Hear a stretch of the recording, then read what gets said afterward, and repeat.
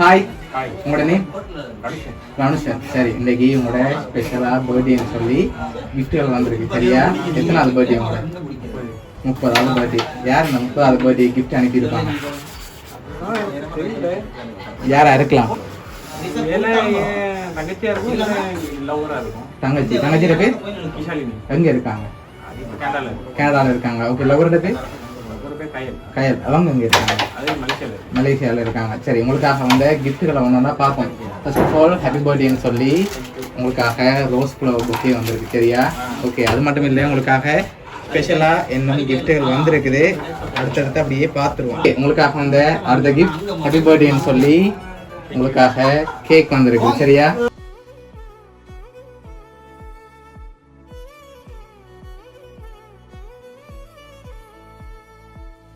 அதுக்கு முதல் வேறு யார் அனுப்பியிருப்பாங்க? எனக்கு அவங்க ரெண்டு பேரும் தான் அனுப்புவேன். தங்கச்சியாக இருக்கும், இல்லைன்னா இப்போ கையில் தான் அனுப்பியிருக்கோம். சரி, உங்கள் ஃப்ரெண்ட்ஸில் யாராவது அனுப்பியிருந்தாங்களா? ஃப்ரெண்ட்ஸில் யாரும்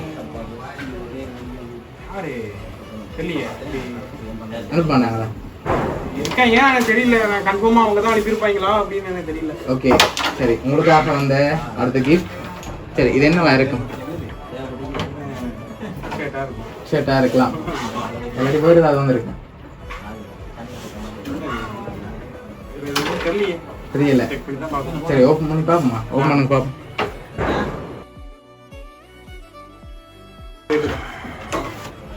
சரி, என்ன வந்திருக்கு? உங்களுக்காக ஷர்ட் வந்திருக்குது. சரி, நீங்கள் வேறு யாரை எதிர்பார்க்குறீங்க? யாராக இருக்கலாம் உங்களுக்கு? அவங்க தான் ஞாபகம் இருக்கு. அவங்க தான் ஞாபகம் இருக்காங்க. ஆனால் இருக்கு, இங்கே எனக்கு தெரியல. அது அவங்க கன்ஃபார்மாக இருக்குமா அப்படின்னு தெரியல. சரி, ஓகே, உங்களுக்காக வந்த அடுத்த கிஃப்ட்டை பார்ப்போம். சரியா? சரி, உங்களுக்காக சாக்லேட் பாக்ஸ் வந்திருக்குது.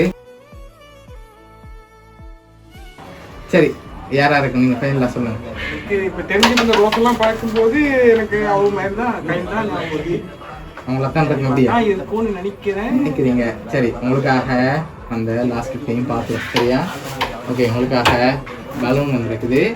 சரி, ஹார்ட் ஷேப்லேயே வந்திருக்கு. சரியா? அவங்கள அன்பை வெளிப்படுத்துகிற விதமாக வந்திருக்குது.